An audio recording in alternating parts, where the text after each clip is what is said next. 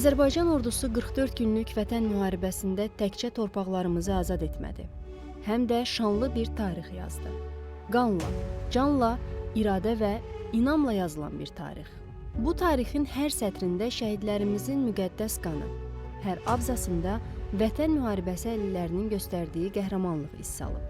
Bu qələbədə payı olan qəhrəman hərbiçilərimizdən biri də Vətən müharibəsi əlili Şahməmmədov Pərvin Şahməmmədoğludur. O 1995-ci il iyun ayının 24-də Mingəçevir şəhərində anadan olub.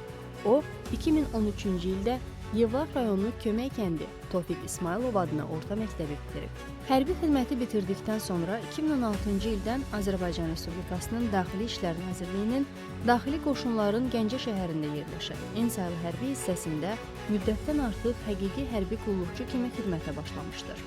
Şahməmmədov Pərvin daxili qoşunların xüsusi həmlə yarım qrupları ilə keçirilən yarışlarda iştirak edərək fərqlənib. Pərvin Şahməmmədov 2-ci Qarabağ müharibəsində Kəlbəcər, Füzuli, Cəbrayıl, Hadrut, Xocavənd, Şuşa uğrunda döyüşlərdə qəhrəmancasına vuruşub.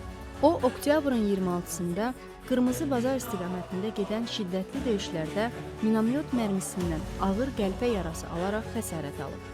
Azərbaycan Respublikası ərazilərinin işğaldan azad olunması zamanı döyüş tapşırıqlarını və xidməti vəzifələrini yerinə yetirərkən fərqlənmiş Çavuş Şahməmmədov Pərvin Azərbaycan Respublikası Prezidentinin sərəncamlarına əsasən Kəlbəcərin, Cəbrayılın, Şuşanın, Xocavəndin azad olunmasına görə medalları ilə təltif edilib. O, həmçinin Vətən müharibəsi iştirakçısı və şücaətə görə medalları ilə təltif edilib.